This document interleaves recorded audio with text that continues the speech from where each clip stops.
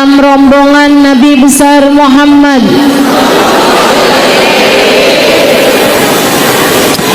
Cita-cita dari seluruh umat manusia hari itu tentu tidak diijabah untuk semuanya.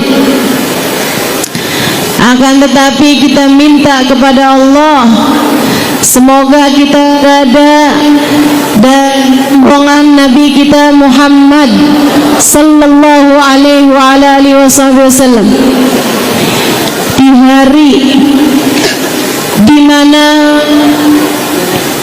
Nabi Muhammad menyampaikan Adam wa man dunahu tahta liwa'i yaumal qiyamah. Nabi Adam dan nabi-nabi yang sesudahnya hanya akan berada di belakang benderaku di hari akhirat nanti.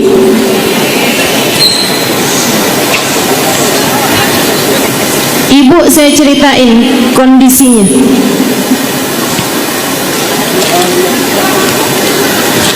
A'udzu billahi minasyaitonir rajim. Bismillahirrahmanirrahim. Yawma la yatakallamuna illa man adina lahu ar-rahman wa qala shawaba. Di hari akhirat nanti semua senyap di padang mahsyar. Yuk kita sama-sama bayangin satu hari di mana nggak ada siapapun yang bisa absen hari itu, nggak ada siapapun yang bisa hilang hari itu.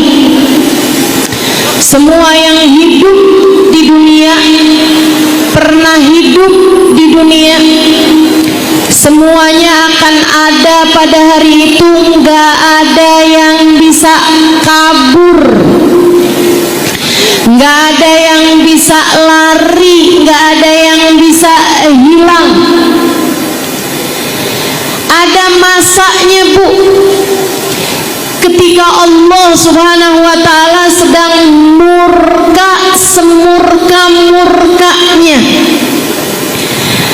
Ada masanya ketika Allah Subhanahu wa ta'ala yatajalla bi'ain ghadabi, sedang menunjukkan kemurkaannya kepada hamba-hambanya, kepada segenap makhluknya, sehingga la yatakallamun, enggak ada yang sanggup bicara. Semua ketakutan, bahkan para nabi, semua ketakutan, bahkan para wali.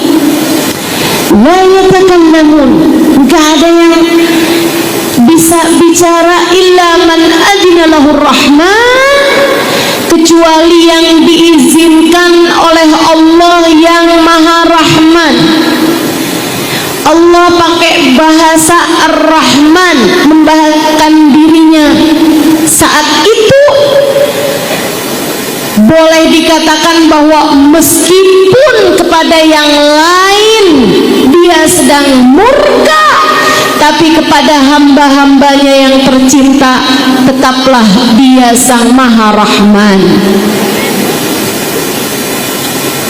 Wa qala shawaba, dan yang diizinkan berbicara saat itu hanya akan berbicara dengan kebenaran. Suara mereka, Bu, Allah ceritakan dalam ayat yang lain, la tasma'u illa hamsa, la tasma'u illa hamsa. Kamu tak mendengar hari itu selain suara desisan semata. Suaranya tuh senyap di mahsyar. Yang kedengeran hanya suara.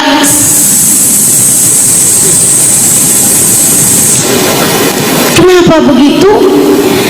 Sebab yang diizinkan Allah bicara, para nabi, para wali hanya mengucapkan satu kalimat saja, bunyinya Rabbi salim nafsi, Rabbi salim nafsi, Rabbi salim nafsi, Rabbi salim nafsi, Rabbi salim nafsi.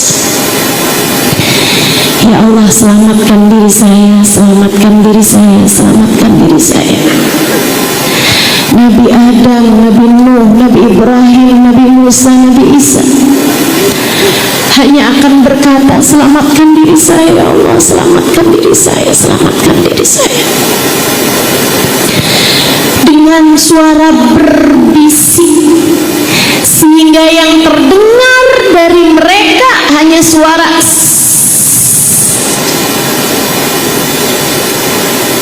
Rabbi salim nafsi, Rabbi salim nafsi, Rabbi salim nafsi, Rabbi salim nafsi. Bayangkan kedahsyatan hari di mana bahkan para nabi-nabi hanya akan berkata, selamatkan diri saya ya Allah, selamatkan diri saya. Para wali-wali yang hidupnya terjaga, mahfud, para nabi-nabi yang hidupnya mustahil berbuat dosa, maksum, mereka hanya berkata, Rabbi salim nafsi, Rabbi salim nafsi. Satu-satunya suara yang berbeda adalah suara manusia yang kita rayakan maulidnya pada hari ini. Beliau di saat yang lain hanya bisa mendoakan dirinya sendiri, Nabi Muhammad menjadi satu-satunya orang yang tetap bisa mendoakan yang lainnya.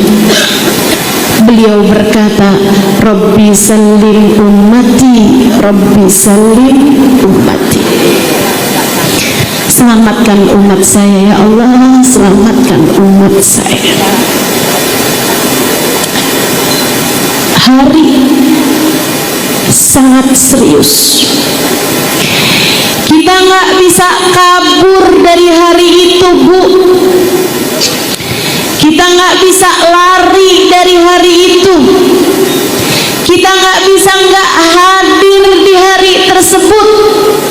Semuanya hanya akan datang untuk menerima balasan dari perbuatannya saat hidup di dunia.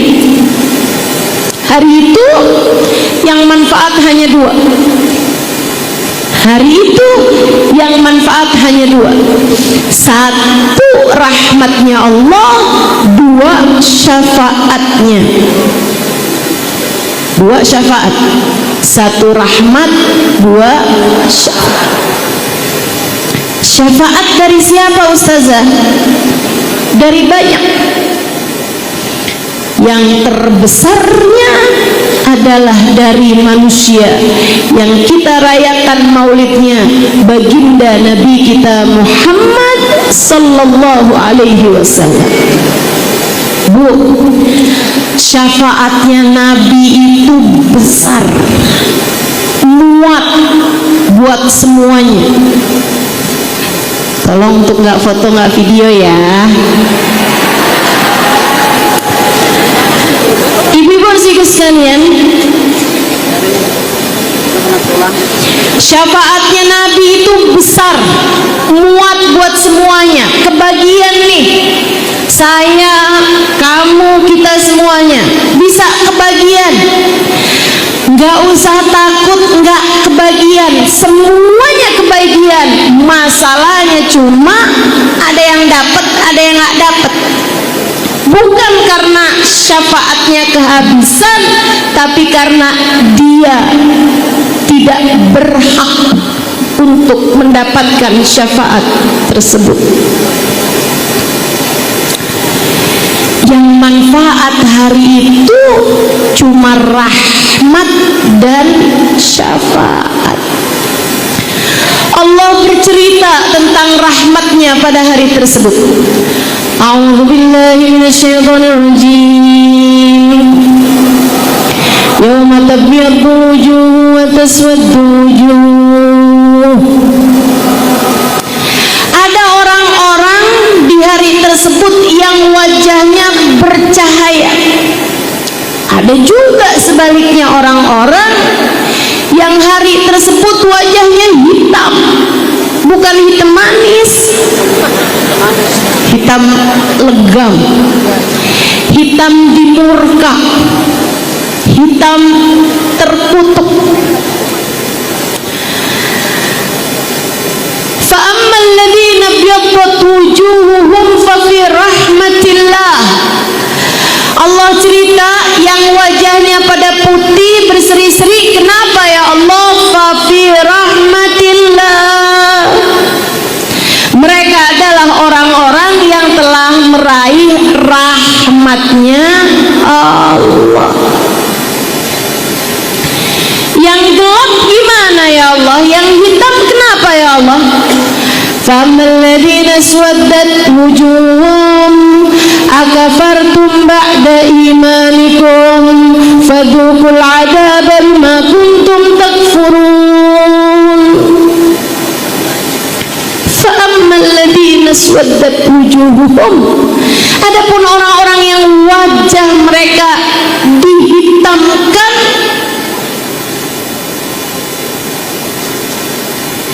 akafartum ba'da imanikum, kenapa kalian ninggalin Islam? Kenapa kalian ninggalin agama? Kenapa kalian ninggalin Allah?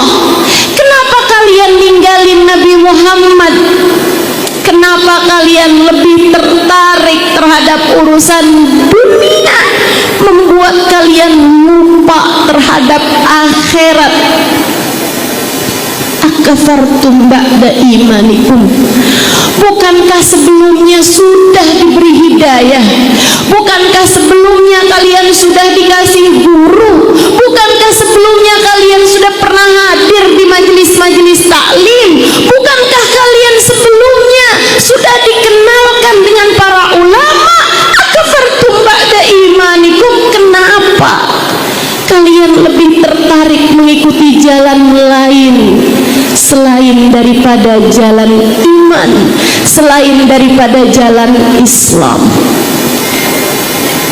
Fadhuqul 'adzab, sekarang rasakanlah siksanya. Bima kuntum takfurun, sebab kekafiran, ingkar yang telah kalian pilih untuk kehidupan kalian. Bu, saya Halimah Halidrus, saya sampaikan sama ibu-ibu, sampai sekarang saya belum dapat jaminan bahwa hari itu wajah saya di antara yang diputihkan oleh Allah.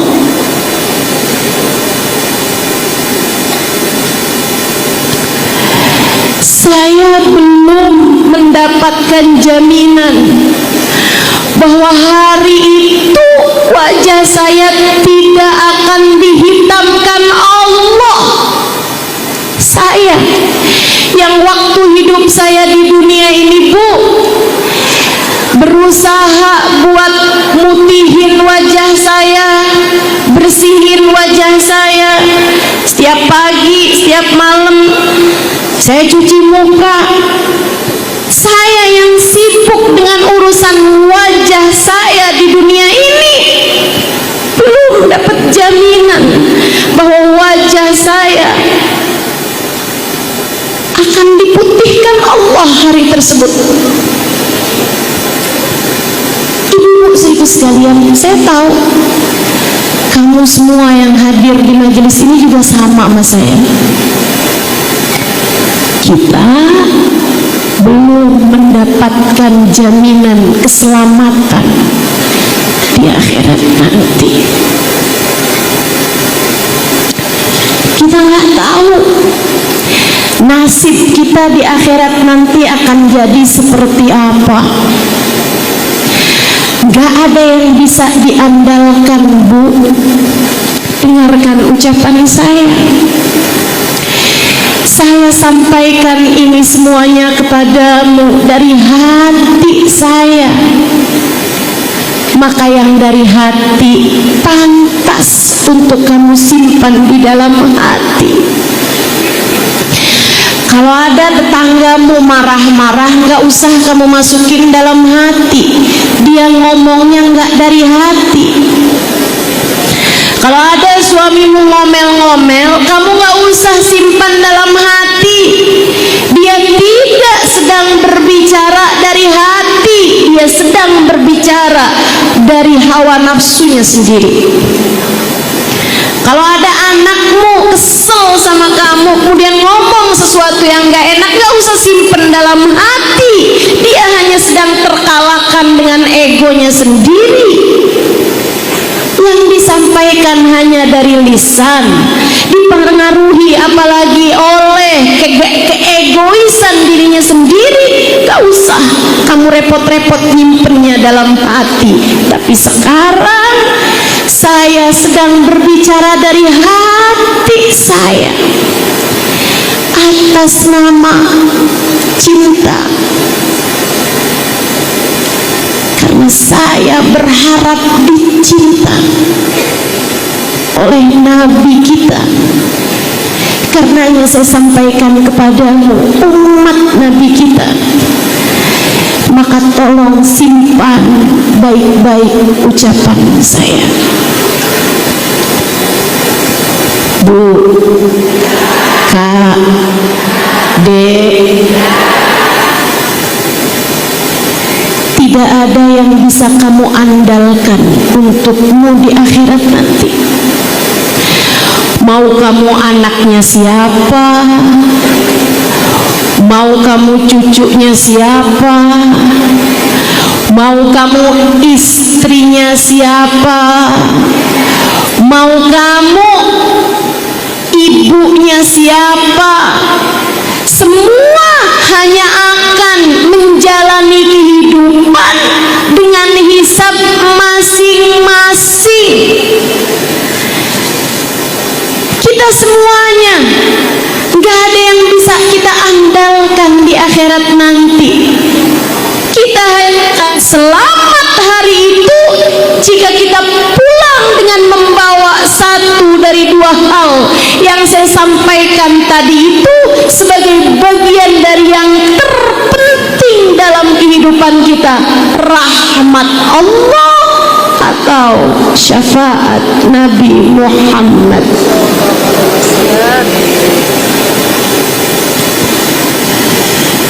Maka yuk, di sisa kehidupan kita, Bu, masa semua yang kamu lakukan di dunia buat nyari dunia, terus nyari bekal akhiratnya kapan? Kalau pagi jangan lupa sholat duha biar rezekinya lancar. Masa duha kamu cuma buat urusan rezeki? Duha yang kamu mau bawa masuk ke dalam kuburmu yang mana? Suami nih hatinya lagi berbolak-balik, lagi kayak ada yang lagi ditaksir. Ayo sekarang saya harus rajin baca surat Ar-Rahman biar suami saya tambah sayang sama saya. Bu, kalau semua Ar-Rahman yang kamu baca biar suamimu tambah sayang, Ar-Rahman yang mana yang kamu baca biar Allah tambah sayang? Kalau semua yang kamu lakukan di dunia buat nyari dunia, kamu nyari akhiratnya kapan? Kalau semua doa yang kamu minta di dunia adalah untuk dunia, doa yang mana yang akan kamu bawa untuk saat masukmu ke dalam kuburan? Setiap kali angkat tangan yang diminta, ya Allah kaya, ya Allah suami jangan biarin kawin lagi, Ya Allah, anak-anak biar lulus sekolah. Ya Allah, rezeki hari ini. Bu, saya nggak lagi bilang sama kamu bahwa minta dunia nggak boleh, bukan. Saya nggak lagi bilang sama kamu bahwa minta dicinta sama suami nggak boleh, bukan. Saya nggak lagi bilang sama kamu bahwa doain anak urusan pendidikannya nggak boleh, bukan. Saya hanya lagi mau bilang bahwa jika semua yang kamu minta di dunia hanyalah untuk dunia, bekal yang mana, doa yang mana yang kamu persiapkan untuk saatmu masuk ke dalam liang lahat? Bekalmu yang mana yang mau kamu bawa?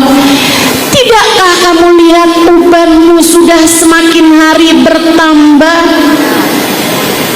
Tidakkah kamu lihat bahwa tubuhmu sudah mulai membungkuk? Tidakkah kamu lihat bahwasanya usiamu sudah mulai pantas untuk masuk ke dalam kuburan?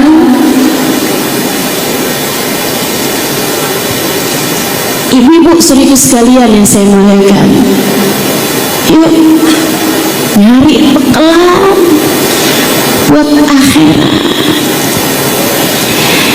nyari rahmat, nyari syafaat, karena nggak ada waktu kalau nggak sekarang, di saat hidup kita di dunia ini. Dan gak ada yang ngerjainnya buat kamu kalau bukan kamu sendiri. Bu, gak ada yang akan mewakili hisabmu, gak akan ada yang mewakilimu untuk pertanyaan dalam kuburmu. Maka Bu, mulailah bergerak ke depan menuju kuburan. Katanya Nabi besar Muhammad sallallahu alaihi wasallam, "Idza balagha umur ahadihim arba'un falam yujawiz khairuhu syarrah masaha syaitan ala wajhihi wa qala hadzal wajh la yuflih abada." Apabila umur seseorang masuk 40 tahun, apabila umur seseorang masuk 40 tahun, itu sudah berlalu untuk saya, dan saya yakin sudah banyak berlalu bagi kebanyakan kita di sini. Saat umurmu masuk 40 tahun, jika seseorang, kata Nabi Muhammad, kebaikannya belum lebih dari dosanya, dosanya banyak tapi bekelannya dikit,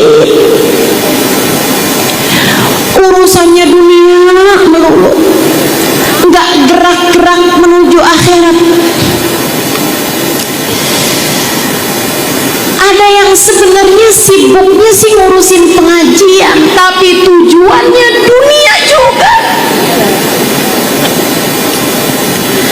Nabi Muhammad bercerita, "Man balag arba'in," siapa yang nyampe 40 tahun umurnya, falam yujawiz khairuhu syarrah, baiknya belum lebih dari dosanya, setan ngusap wajahnya. Waqal, dan setan berkata, hadzal wajh la yuflih abada, wajah ini udah nggak ada lagi bagus-bagusnya, mukanya dia sudah nggak ada lagi keberuntungannya. Ini wajahnya orang yang akan celaka. Na'udzubillah min dzalik. Semoga tak ada sesiapapun di antara kita yang begitu. alamin ya rabbal alamin. Di akhirat, di padang mahsyar. Ustazah, ini serius nih, kita mau bahasnya akhirat, Bu. Kalau ibu-ibu ngarep saya bahas urusan dunia, nggak usah hadir di majelis, Bu. Betul? Kalau ibu-ibu berharap saya hanya akan menyampaikan candaan-candaan, ibu nggak usah hadir di majelis. Buka aja YouTube, banyak, ya Bu ya. Tapi kita hadir di majelis mau mengingat alam, mau mengingat perjalanan kehidupan yang akan kita tempuh, buat ingat bahwa perjalanan kita masih sangat panjang. Ada hari di mana Nabi akan menggiring manusia, di mana Nabi akan menggiring umat manusia yang soleh. Ada rombongan yang selamat, satu aja. Rombongan yang selamat itu hanya satu, yang kita selalu minta kepada Allah agar termasuk dalam rombongan tersebut 17 kali dalam sehari semalam. Kita bilang, ihdinas siratal mustaqim. Ya Allah, tentukanlah untuk saya jalan lurus-Mu. Ya Allah, tetapkanlah kami berada dalam rombongan yang lurus ini, ya Allah. Yang Allah ceritakan siapa aja dalam rombongan tersebut dalam ayat yang lain. A'udzu billahi minasyaitonir rajim. Man yuti'illah war rasul fa ulaika ma'al ladzina an'amallahu 'alaihim minan nabiyyin was-siddiqin wasyuhada'i was-salihin.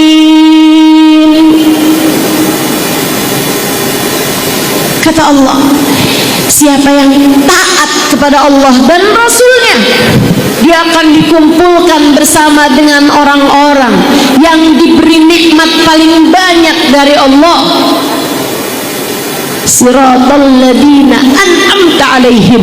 Allah katakan dalam ayat yang tadi saya baca, ma'al ladzina an'amallahu 'alaihim. Isinya minan nabiyyin wasiddiqin wasyuhada wassalihin. Rombongan di akhirat nanti. Yang paling depannya bagindamu Nabi besar Muhammad sallallahu alaihi wasallam. Adam wa man dunahu tahta liwa'i yaumal qiyamah. Nabi Adam, kata Nabi Muhammad, dan nabi-nabi yang sesudahnya hanya akan berada di belakang benderaku di hari akhirat nanti. Nabi Muhammad yang pegang bendera sebagai rombongan yang selamat, al-firqah an-najiyah, yang Nabi Muhammad ceritakan dalam hadis panjang beliau.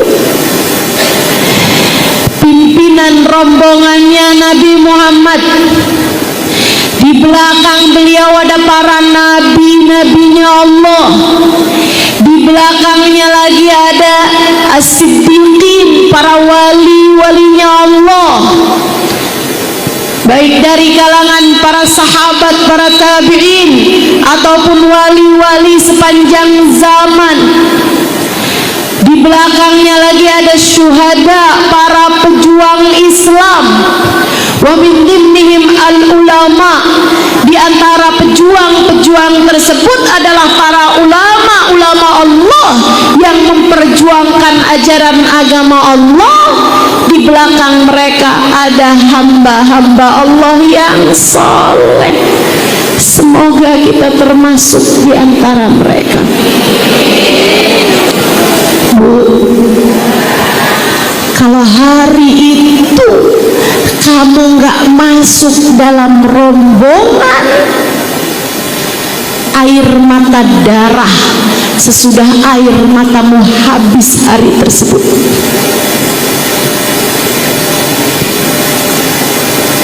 Kamu jika tidak ada dalam rombongan tersebut, kamu jika tidak berada di dalam rombongan tersebut, rombongan yang pimpinannya Nabi Muhammad, rombongan yang di belakangnya ada Nabi Adam, Nabi Musa, Nabi Ibrahim, Nabi Isa, rombongan yang di belakangnya Nabi Muhammad ada Sayyidah Fatimah, Sayyidah Khadijah, Sayyidah Aisyah, Sayyidah Maryam, Sayyidah Asia, rombongan yang di belakang mereka ada Sayyidina Syekh Abdul Qadir Al-Jailani, ada Imam Ghazali, ada Imam Syafi'i, Imam Malik, Imam Ahmad bin Hanbal, Imam Abu Hanifah, ada Sayyidina Al-Faqih Al-Muqaddam, Sayyidina Syekh Abu Bakar bin Salim, ada Imamul Haddad, ada para wali songo, ada para ulama-ulama sepanjang zaman. Rombongan yang di rombongan tersebut ada perempuan-perempuan salehah, rombongan yang bisa jadi suamimu ada di situ, anakmu ada di situ, ibu bapakmu ada di situ, saudara-saudaramu ada di situ, teman-teman pengajianmu ada di situ. Jika kamu tidak berada di dalam rombongan tersebut, air mata darah sesudah air matamu habis tanpa bisa disusuli sesudahnya. Ini yang kata Sayyidina Ali bin Abi Thalib, wa bi'san nadamah yaumal qiyamah, seburuk-buruk penyesalan adalah penyesalan di hari akhirat nanti. Gak bisa apa-apa, kamu gak bisa apa-apa. Dengarkan yang Allah ceritakan untuk kita dari kedahsyatan hari tersebut di dalam Al-Quran. A'udzu billahi minasyaitonir rajim. Yauma ya'addu adh-dhalimu 'ala yadayhi yaqulu ya laitani ittakhadtu ma'ar rasuli sabila. Hari itu ada orang-orang yang menyesal karena gak masuk dalam rombongan. Mereka menggigit-gigiti kedua tangan, berdarah-darah sampai sikunya karena besarnya penyesalan mereka. Ada yang di akhirat nanti nyesel sampai gak cukup dengan gigit jari, melainkan dua tangan dimasukkannya ke dalam mulut, digigiti sepanjang mahsyar karena besarnya penyesalan mereka. Apa yang mereka bilang? Apa yang mereka bilang? Mereka nggak nyesel karena waktu hidup di dunia nggak pernah punya rumah sendiri, hanya ngontrak. Enggak, itu penyesalannya. Mereka bahkan nggak nyesel bahwa waktu hidup di dunia nggak pernah jadi ustazah misalnya. Bukan. Mereka bahkan nggak nyesel bahwa waktu hidup di dunia nggak sempet nikah, nggak punya anak. Bukan itu yang disesali.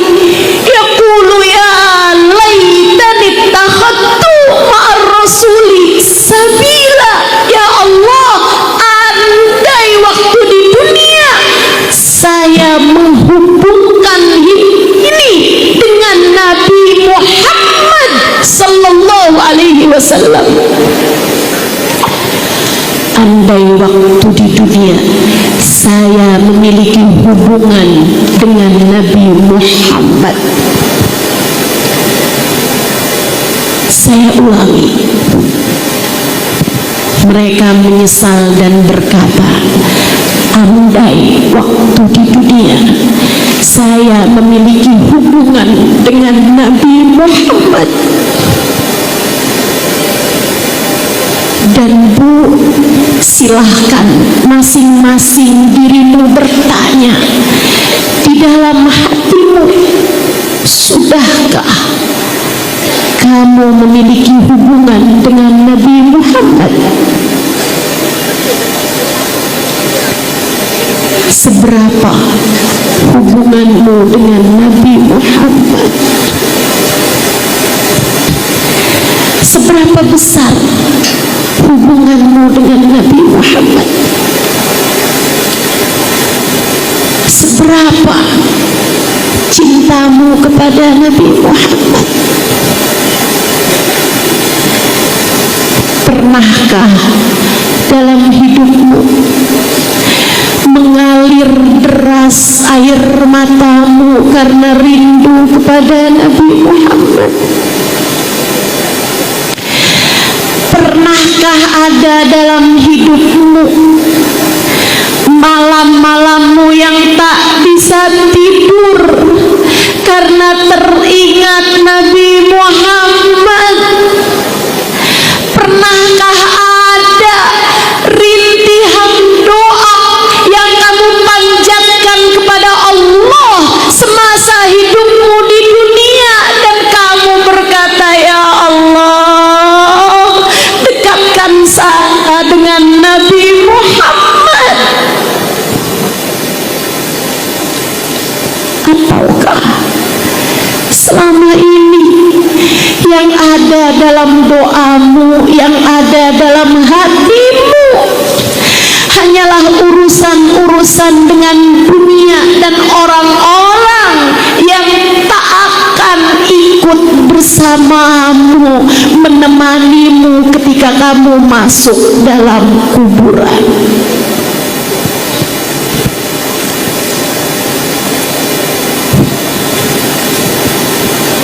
Sambungkan diri sama Nabi Muhammad, mumpung belum telat.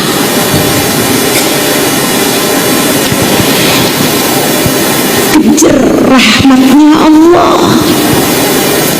selagi belum terlambat. Kata-kata saya ini saya tujukan untukmu, Bu, bukan untuk yang lain. Saya sedang berbicara padamu, Bu, dari hati saya. Tolong dengarkan dengan segenap hatimu juga. Kita kejar rahmatnya Allah, kita ngemis syafaatnya Rasulullah, kita sambungkan diri dengan baginda kita Nabi besar Muhammad sallallahu alaihi wasallam. Pakai apa ustazah nyambungin dirinya? Biar saya bisa ada dalam rombongan tersebut di hari itu. Yuk, nih saya mau sampaikan. Sambungkan dirimu dengan ketiga hal yang kamu punya. Yang pertama, sambungkan anggota tubuhmu dengan Nabi Muhammad.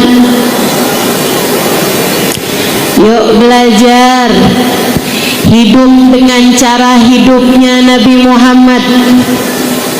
A'udzu billahi minasyaitonir rajim. Qul in kuntum tuhibbunallaha fattabi'uni yuhibbukumullahu wa yaghfir lakum dzunubakum.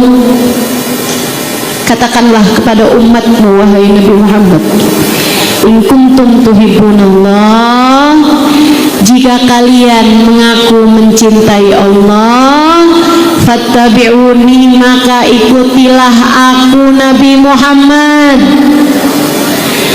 Kalau kamu ngikutin Nabi Muhammad, yuhibbukumullah, kalian akan dicintai Allah, wa yaghfir lakum dzunubakum, dan akan diampuni dosa-dosamu oleh Allah. Ittiba,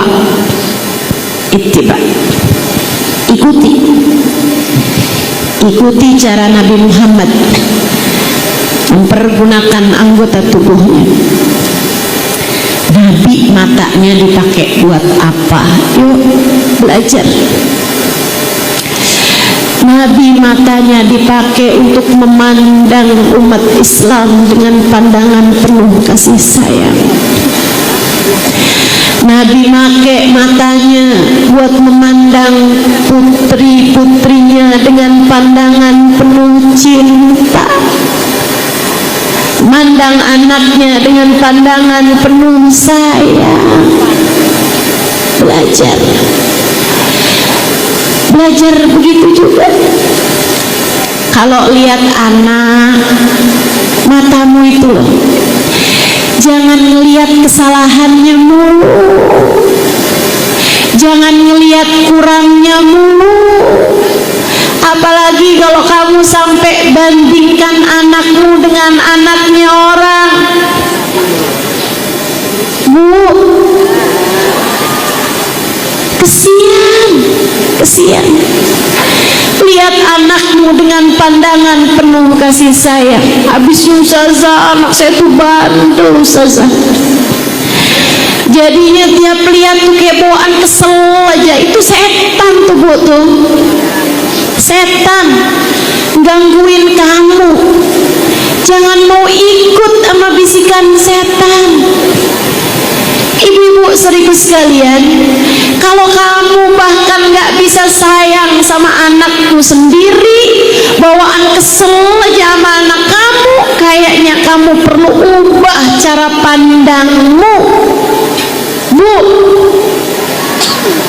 setahu saya sih yang namanya ibu sayang semua sama anak. Tapi kalau kamu bilang, saya kenapa ya ustazah, aku ngeliat anak bawaan kesel aja dah. Coba sekarang, kayaknya kamu memang udah digangguin setan. Jadi sekarang kalau lihat anak kamu, jangan hanya ingat bahwa dia anakmu, tapi ingatlah bahwa dia umatnya Nabi Muhammad. Ingatlah bahwa dia hambanya Allah. Ingatlah bahwa dia umatnya Nabi Muhammad. Hati-hati Bu, Nabi itu sama umatnya, apalagi yang kecil-kecil begitu tuh, nggak punya dosa, belum punya dosa. Nabi sayangnya sama mereka luar biasa.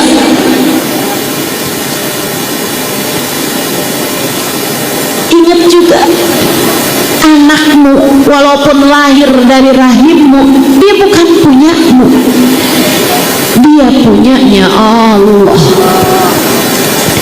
Kalau kamu menyakiti anakmu, kamu sedang berbuat dosa kepada penciptanya. Kamu sedang bikin salah sama yang menciptakan dia, Allah Subhanahu wa ta'ala. Karenanya Bu, saya sering sampaikan, saya bilang kalau kamu punya anak kamu marahin mulu, kamu punya suami kamu omelin mulu, kamu tuntut mulu, kamu punya keluarga kamu sakitin hatinya terus-terusan, jangan salahkan siapa-siapa kalau rezekimu seret. Kenapa gitu? Yang ngasih kamu rezeki kesel sama kamu. Yang ngasih rezeki siapa? Allah kesel. Punyaku kamu sakitin mulu, segitunya kamu berharap aku memberi yang kamu mau. Gak akan, kata Allah. Kalau kamu kepengen hidupmu mudah, hatimu bahagia, hidupmu gak menderita, cobain jaga akhlak sama keluarga. Cobain sayangi anak-anakmu, cobain pelukin anak, kasih tahu, Umi sayang sama kamu. Bilangin, Mama sayang sama kamu, nak. Maafin Mama selama ini sering ngomong kasar. Maafin Mama selama ini suka ngomelin kamu, suka marahin kamu. Maafin Mama ya, nak ya. Bu, kamu nih lagi buru-buru, kemudian nabrak orang. Apa yang akan kamu lakukan? Nggak kenal loh kamu sama dia. Apa yang akan kamu lakukan? Kamu minta maaf sama dia. Anakmu, suamimu, berapa kali kamu tabrak hatinya?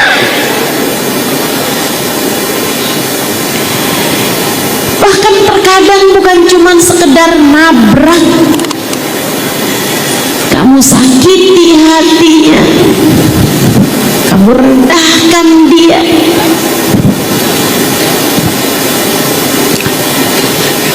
Bukan begitu seharusnya caramu menjalani kehidupan. Nabi tuh, Bu, jangankan sama orang. Ini saya cerita nih.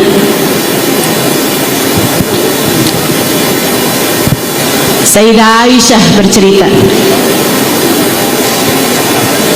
kan ma'ana alif fi baitina.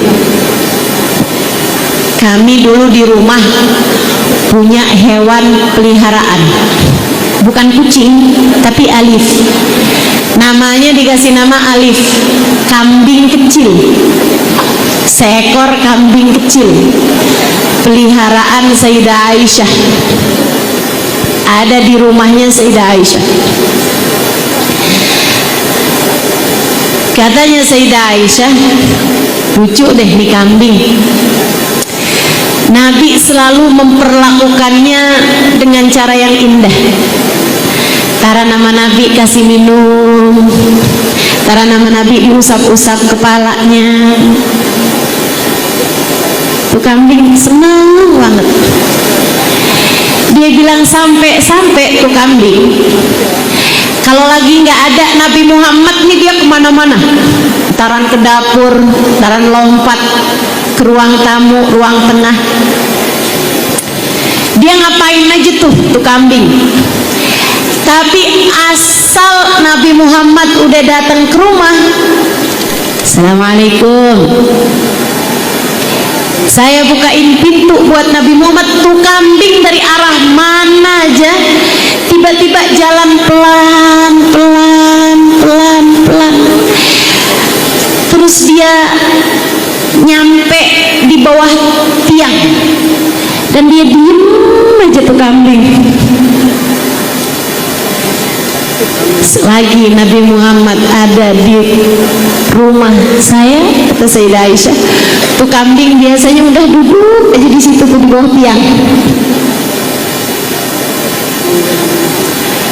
Para sahabat meriwayatkan Nabi Muhammad tidak pernah memukul bahkan hewan tunggangan beliau sekalipun.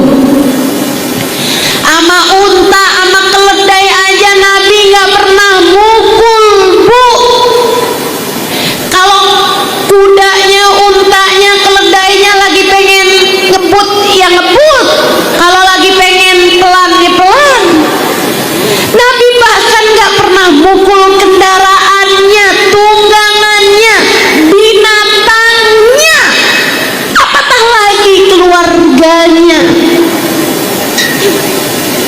siapapun darimu yang kadang-kadang masih suka kalau lagi kesel-kesel nyubit anak, mukul anak, atau bahkan mukul suami, atau ada piring terbang. Udahlah. Mau sampai kapan cara hidup semacam itu kamu lakukan? Fattabi'uni, ikuti Nabi besar Muhammad sallallahu alaihi wasallam. Nabi memandang semua orang dengan pandangan penuh kasih sayang. Bu, Nabi Muhammad bahkan kepada penjahat paling laknat sekalipun beliau tetap memandangnya dengan pandangan penuh rahmat. Yuk belajar,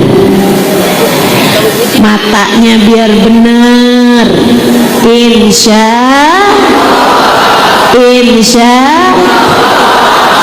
anggota tubuh kita biar benar, kaki kita pakai buat melangkah ke tempat yang baik.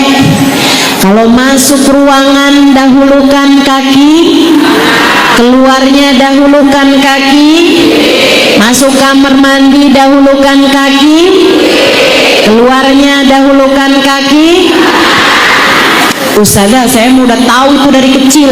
Tahu saya tahu, ibu-ibu tahu dari kecil. Tapi siapa di antara kita yang memastikan itu terpraktekkan dalam sisa kehidupannya? Siapa di antara kita yang ingat waktu masuk ruangan ini pakai kaki kanan, atau kita bahkan nggak peduli lagi? Siapa di antara kita yang nggak pernah akan masuk kamar mandi dengan kaki kanannya? Dia pasti masuk kamar mandinya kaki kiri, keluarnya kaki kanan. Siapa di antara kita yang mempraktekkan hal semacam ini dalam kehidupan? Perkara ringan memang, cuman masalahnya nggak ringan jika itu adalah ajarannya Nabi Muhammad. Nggak ringan jika itu adalah sunnahnya Nabi kita Muhammad. Mudah-mudahan Allah ajarkan kita untuk selalu dapat mengamalkannya dalam kehidupan, mempraktekannya dalam kehidupan. Allahumma rzuqna murafaqatan Nabi sallallahu alaihi wasallam wattiba'an li sunnatih, amin ya rabbal alamin. Warzuqna kamalal mutaba'ah lin Nabi sallallahu alaihi wasallam ya dzal jalali wal ikram. Ikuti caranya Nabi Muhammad menjalani kehidupan. Anggota tubuh kita nih, cara kita dengar, tangan kita pakai buat bantu orang, buat nyayangin orang. Kaki kita pakai, perut kita bu.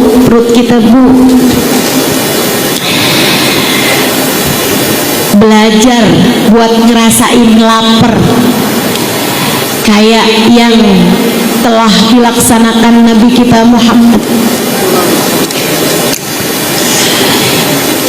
Saya sih nyerah kalau buat ngikutin cara Nabi Muhammad pakai perutnya, lambungnya, mengganjal dengan batu, bu, nggak kuat saya. Tapi sekurangnya kita ikuti apa yang disampaikan Nabi Muhammad, nahnu qaum, tentang umatnya. Kita nggak sanggup nih ngikutin nabinya dalam urusan menahan lapar. Pakai perutmu kayak begitu, lambungmu kamu pakai dengan cara hidupnya Nabi Muhammad. Saya nyerah, saya nggak bisa. Tapi sekurangnya ajaran Nabi Muhammad Muhammad tentang lambung ini yang coba kita amalkan. Nahnu qaum la na'kul hatta naju' wa idza akalna la nashba. Kami adalah orang-orang, kata Nabi Muhammad, yang gak makan kecuali sesudah lapar, berhenti makan sebelum kenyang. Bisa? Insya Allah. Kalau buat sampai ganjel perut pakai batu, enggak lah. Kita mah kalau ganjel juga pakai roti, pakai lontong ya Bu ya. Bisa. Anggota tubuh kita pakai buat yang dipakai sama Nabi Muhammad sallallahu alaihi wasallam. Bu, nih akal kita pakai akal kita dengan iman dan ilmu yang sama yang ada dalam pikiran dan akal Nabi kita Muhammad.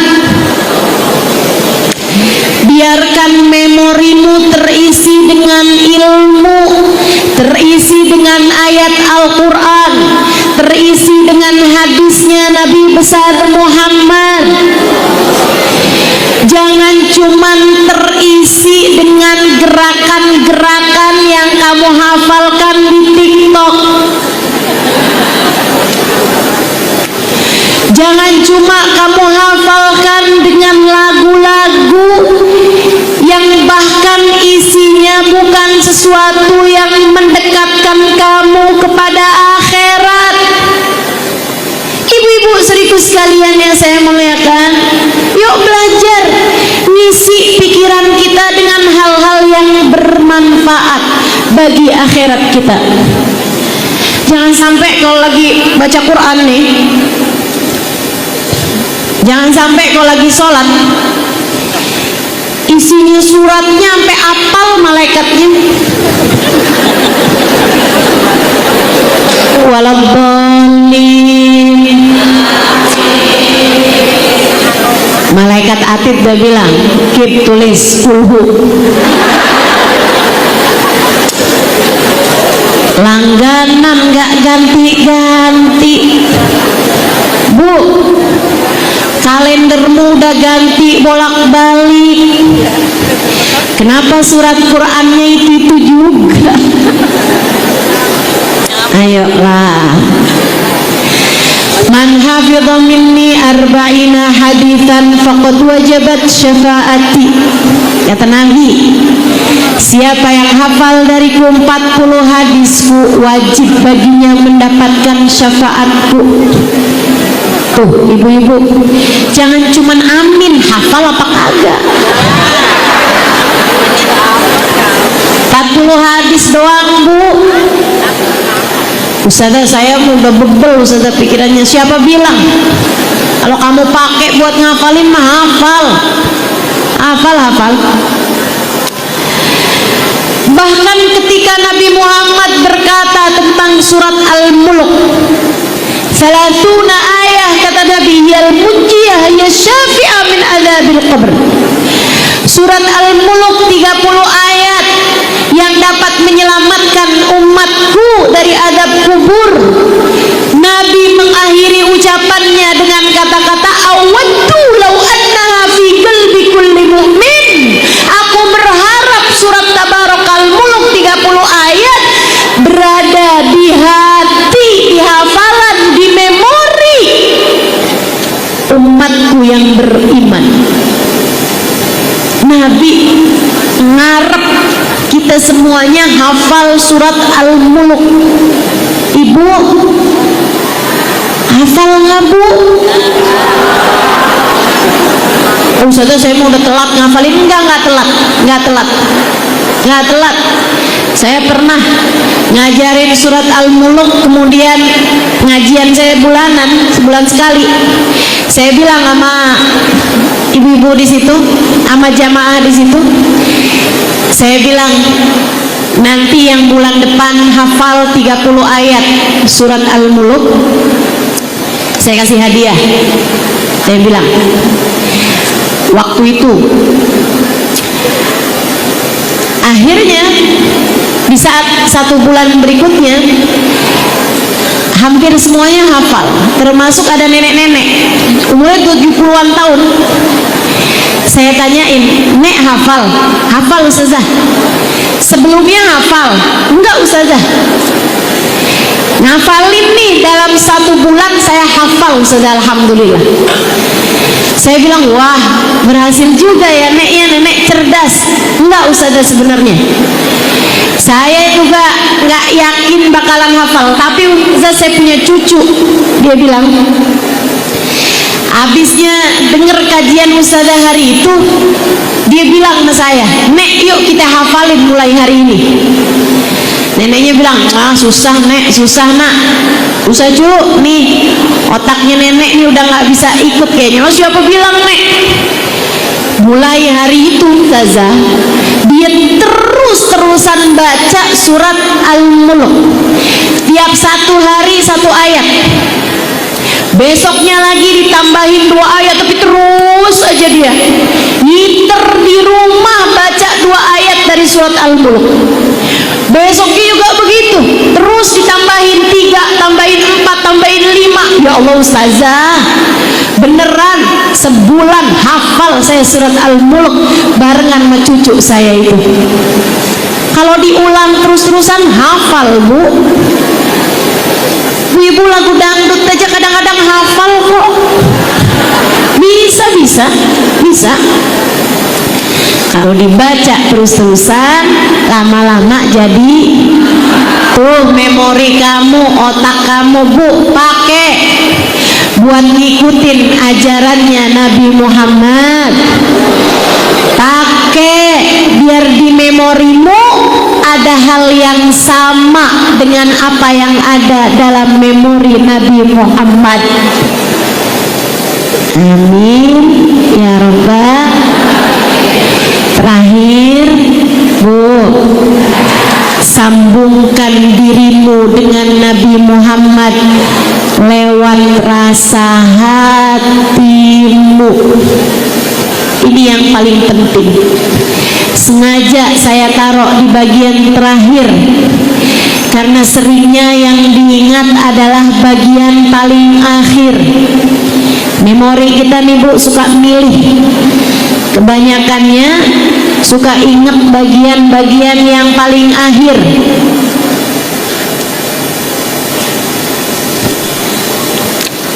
Pastikan di hatimu ada cinta kepada Nabi Muhammad. Bekal paling besar bagi kita. Bu, saya di tahun 2003, sesudah saya keluar dari Daruz Zahra, sudah saya pulang dari Daruz Zahra Tarim Hadramaut Yaman. Tahun itu di bulan Ramadan, 2004, berarti 21 tahun lalu. Saya diundang mengisi kajian di Salalah, Oman.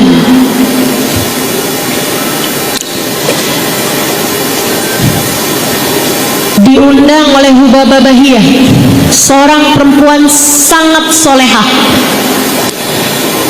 Ibu-ibu sekalian, beliau adalah arifah billah, seorang perempuan yang sangat kenal Allah, seorang perempuan yang mempersembahkan hidupnya untuk Allah Subhanahu wa ta'ala.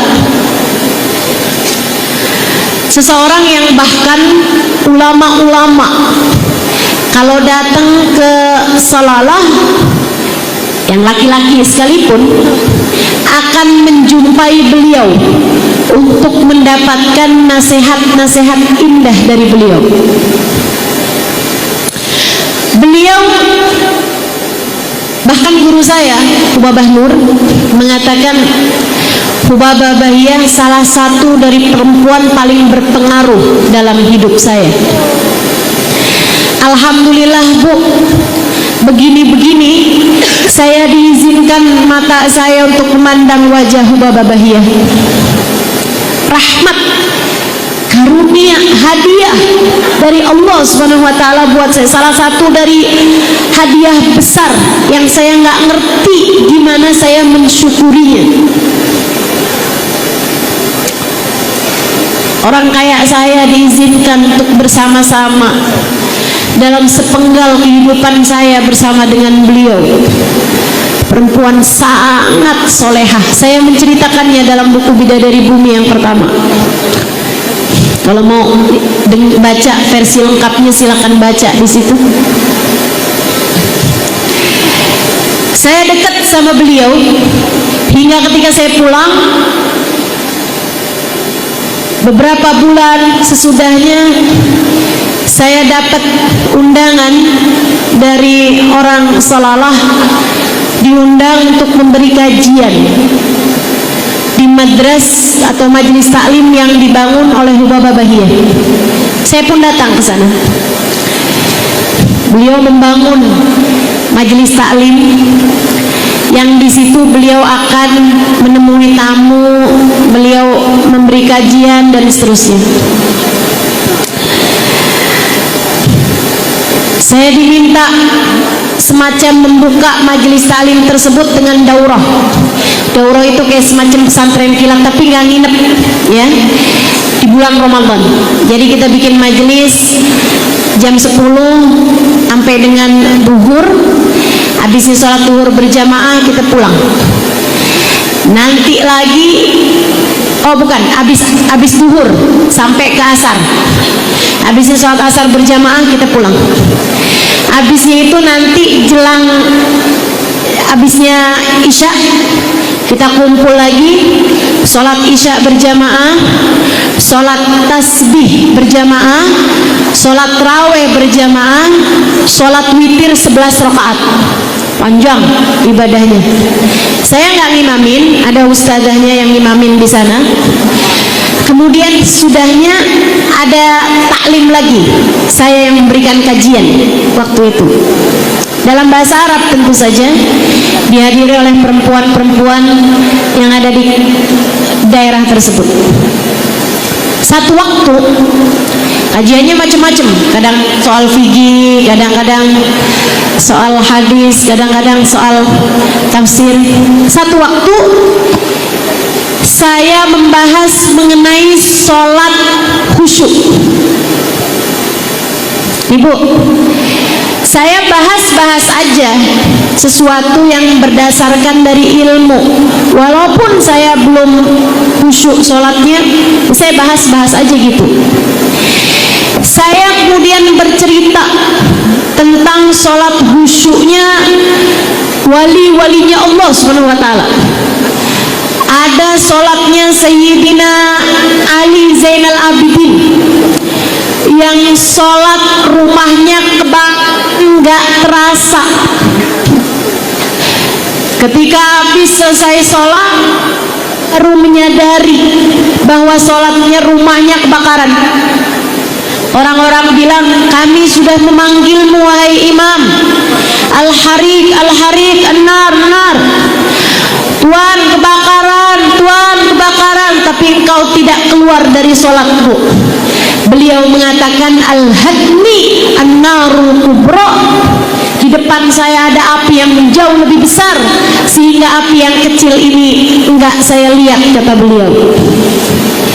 Saya ceritakan mengenai sholatnya Sayyidina Abu Bakar As-Sakran, di mana beliau harus dioperasi di punggungnya ketika hendak diberi khamr, minuman keras setara bius. Waktu itu beliau menolaknya. Beliau bilang, saya kepengen dengan kesehatan saya mengerjakan taat, karenanya saya nggak mau nyari kesehatan dengan mengerjakan dosa, yaitu minum khamr, minum minuman keras. Mereka bilang, kalau gitu kami nggak akan bisa mengoperasi engkau wahai Syekh, Syekhnya mengatakan, buat apa fungsinya khamr ini? Buat bikin kau gak sadar. Oh, saya tahu kapan saya gak sadar. Ketika saya sedang mengerjakan sholat. Operasilah ketika saya mengerjakan sholat. Beliau pun sholat, khusyuk sholatnya sampai dokter-dokter mengoperasi, dan beliau terlihat tidak terasa dari kuatnya khusyuan beliau. Bu, saya lagi bahas itu semuanya, tiba-tiba Bapak Bahia ambil mikrofon saya, kemudian bilang, muskilah Halimah, muskilah, haula salatuhum. Nggak gitu Halimah, nggak gitu nak, ngajarmu nggak gitu seharusnya. Nih Bu, senengnya ngajar di samping saya ada guru saya, enak tuh kalau ada salah-salah ditegur. Saudara juga saudara, kalau ada yang salah dari pelajaran saya mohon ditegur juga. Ibu-ibu sekalian, saya ngajar nih, diambil mikrofon saya sama Bapak Bahia. Kemudian beliau mengatakan, enggak gitu Halimah, enggak gitu, kamu bahasnya ketinggian. Yang kamu bahas itu adalah mereka para wali-walinya Allah. Itu adalah sholatnya mereka, enggak akan pernah bisa jadi sholat kita. Ya emang sih Bu, ngarepin sholat operasi nggak terasa, ya nggak mungkin. Kita ini kalau sholat nyari barang nggak ketemu, pas waktu sholat kita inget. Betul? Bener banget emang Bapak Bahia. Itu adalah sholatnya mereka Halimah, nggak akan pernah bisa jadi sholat kita. Saya Bu, belum tentu ustadzah yang baik, tapi saya waktu jadi santri, kalau saya jadi santri, saya adalah santri yang baik. Saya waktu jadi pelajar, saya adalah pelajar yang baik.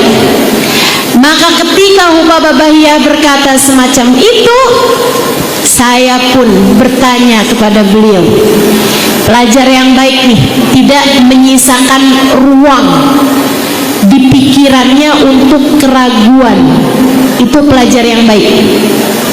Kalau ada sesuatu yang menimbulkan keraguan, tanyakan kepada gurumu, sehingga akal pikiranmu tercerahkan, tidak ada ruang untuk kegelapan. Saya pun bertanya kepada Bapak Bahia, saya pastikan dulu kebenaran pikiran saya.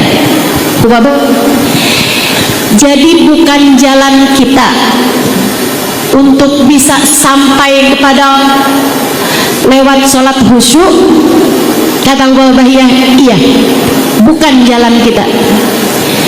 Kita akan tetap sholat, tapi berharap kita sampai kepada rahmatnya Allah dengan sholat kita. Enggak Halimah, enggak.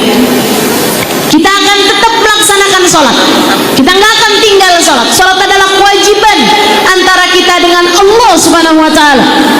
Kita akan terus sholat, tapi berharap Allah merahmati kita, kita selamat di akhirat karena sholat kita. Bukan itu jalan kita. Ibarat sholat khusyuk itu tangga, ada 100 tangga yang kamu cerita orang di angka 96, 97 udah mau sampai tuh kepada Allah. Kita ini ada di tangga 3, tangga 4, naik tangga 5, merosot lagi di tangga 2. Hingga akan kita sampai kepada Allah lewat jalan sholat khusyuk. Bukan di situ jalan kita. Nah,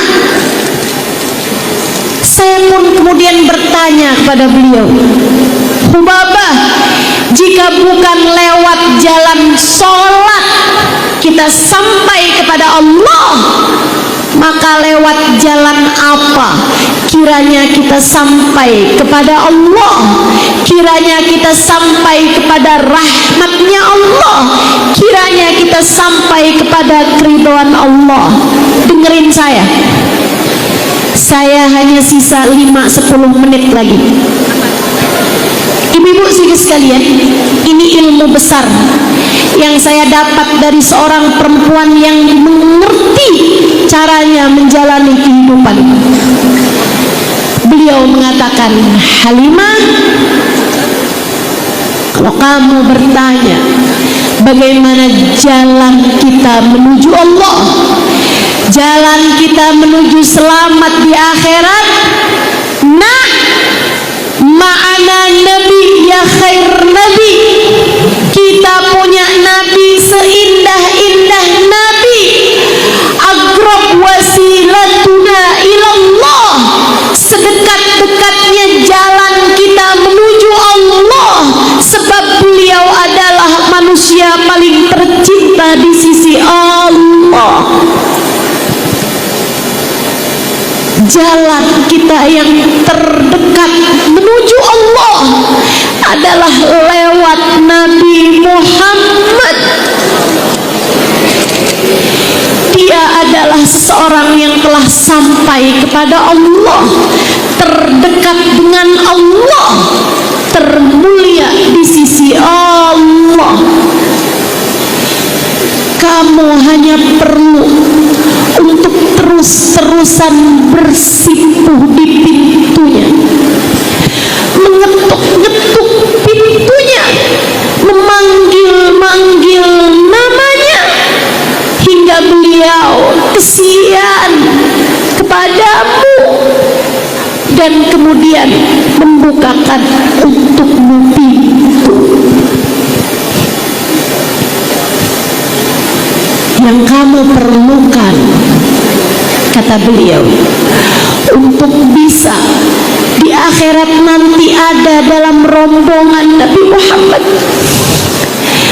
Yang kita perlukan, buka nak, biar hari itu kamu berada dalam rombongan yang selamat,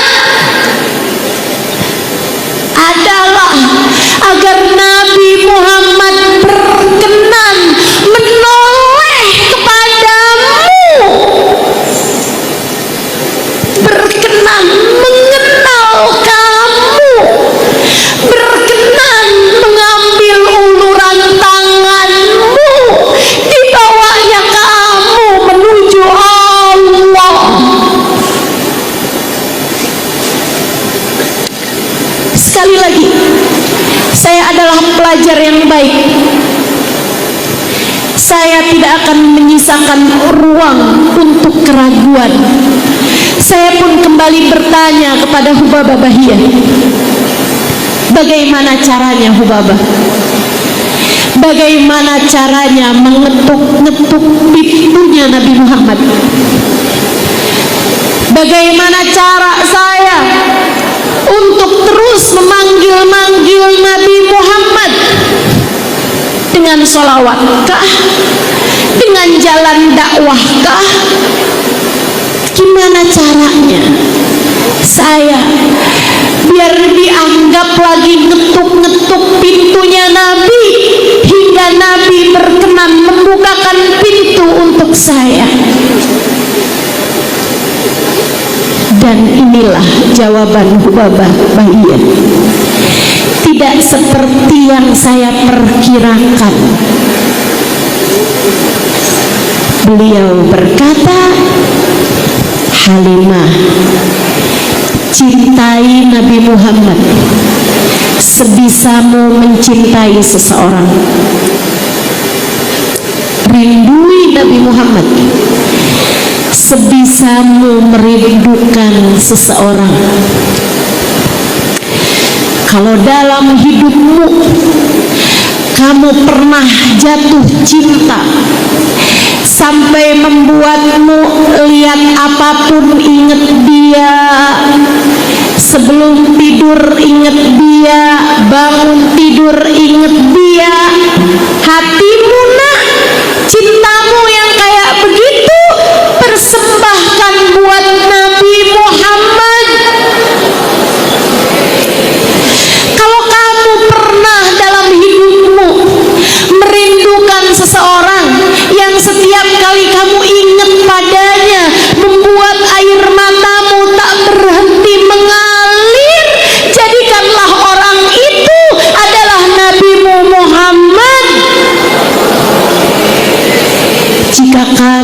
bisa punya rasa semacam itu. Setiap kali kamu ingat padanya, setiap kali hatimu sedang rasa cinta padanya, itu adalah ketukan-ketukanmu di pintunya Nabi Muhammad. Tunggulah, suatu hari nanti Nabi Muhammad akan berkenan membukakan untukmu pintunya. Tanyakan ini pada hatimu. Adakah cinta itu telah bersemayam di dalam hatimu itu? Tanyakan pada hatimu. Adakah pernah kamu rasakan rindu semacam itu kepada Nabi Muhammad sallallahu alaihi wasallam? Jika kedua hal tersebut telah kamu punya,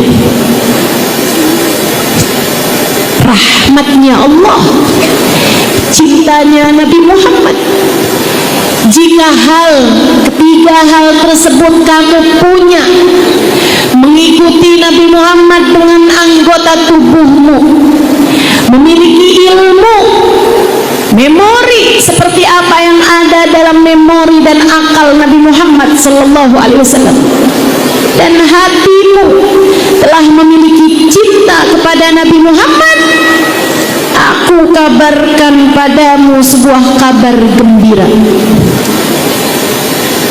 berupa firman Allah Subhanahu wa taala. A'udzu billahi minasyaitonir rajim. Yauma la yukhzillahu an-nabi walladzina amanu ma'ahu nuruhum yas'a baina aydihim wa bi aymanihim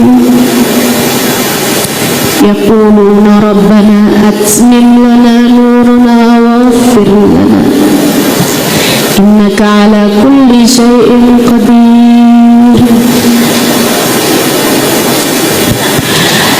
Allah bercerita di hari akhirat nanti Allah tidak akan pernah mengecewakan Nabi Muhammad. Yauma la yukhzillahu nabi, pada hari itu Allah tidak akan pernah menyusahkan Nabi Muhammad. Nabi Muhammad aja ya Allah yang tidak akan dikecewakan. Nabi Muhammad sajakah ya Allah yang tidak akan kau susahkan? Bukan hanya Nabi Muhammad, kata Allah, walladzina amanu ma'ahu, dan orang-orang beriman yang bersama dengan Nabi Muhammad. Dalam hadisnya Nabi Muhammad menceritakan siapa yang akan bersama dengan Nabi Muhammad. Nabi Muhammad mengatakan, anta ma'aman ahbabta, kamu di akhirat nanti akan dikumpulkan dengan yang kamu cintai. Man ahabbani kana ma'i fil jannah, siapa yang mencintaiku kelak akan membersamaiku hingga surga. Dari mahsyar sampai hisab, sampai timbangan, sampai jembatan, sampai surga, jika di hatimu punya rasa cinta, jika kamu menyambungkan dirimu di sepenggal umur yang tersisa, jika kamu mampu bersabar di sisa hidupmu yang mungkin tak tersisa kecuali sedikit lagi ini, di sisa hari-harimu, di sisa bulan-bulanmu, sampai ketika datang ajal menjemputmu, jika kamu mau berbekal dengan berusaha meraih cintanya Nabi Muhammad, mengikuti jalannya Nabi Muhammad. Hari itu kamu tidak akan dikecewakan Allah. Kamu akan menjadi kelompok orang walladzina amanu ma'ahu, orang-orang beriman yang bersama dengan Nabi Muhammad. Di saat yang lain ketakutan akan hisab, di saat yang lain ketakutan akan jembatan sirat, di saat yang lain ketakutan dengan api neraka yang bisa membakarnya. Allah bercerita tentang kelompok ini, nuruhum yas'a baina aydihim wa bi aymanihim. Ada cahaya di hadapan mereka, ada cahaya di samping kanan mereka. Hadiah dari Allah Subhanahu wa taala atas pengikutan jalan lurusnya Nabi Muhammad, atas kedekatannya dengan sang cahaya Allah yaitu Nabi besar Muhammad. Allah bercerita, nuruhum yas'a bi aidi wa bi aimani, nuruhum yas'a bi aidihim wa bi aimanihim. Ada cahaya di hadapan mereka dan di samping kanan mereka. Itu pun mereka masih sempat-sempatnya berdoa, Rabbana atmim lana nurana waghfir lana. Ya Allah, tanggung ya Allah, tambahin lagi cahayanya ya Allah. Di samping kiri belum ada nih ya Allah, di belakang kami belum ada ya Allah. Sempurnakanlah cahaya untuk kami ya Allah. Ampuni dosa-dosa kami. Sesungguhnya Engkau maha berkuasa atas segala sesuatu. Semoga kita tidak menjadi orang-orang yang menggigiti tangan karena menyesal, melainkan semoga kita menjadi orang-orang yang berbangga dengan cahaya pada hari tersebut. Semoga kita tidak menjadi orang-orang yang menyesal, melainkan menjadi orang-orang yang berbangga karena matanya bisa memandang wajah Nabi Muhammad, telinganya bisa mendengar suara Nabi Muhammad, tangannya bisa bersalaman dengan Nabi Muhammad, kakinya bisa melangkah di belakang Nabi Muhammad, bahkan hidungnya bisa mencium wanginya Nabi Muhammad. Hari itu semoga Allah memuliakan kita dengan kebersamaan dengan Nabi Muhammad. Semoga Allah memuliakan kita pada hari itu dengan ada dalam rombongan Nabi Muhammad. Ala hadhihi niyyah wa bi kulli niyyatin salihah jami'ah syamilah untuk kami ya Allah, dan untuk semua orang-orang yang kami cintai ya Allah. Kumpulkan kami bersama dengan Nabi Muhammad ya Allah. Wa ila hadratin Nabi al-Fatihah. Baca bersama-sama. A'udzu billahi minasyaitonir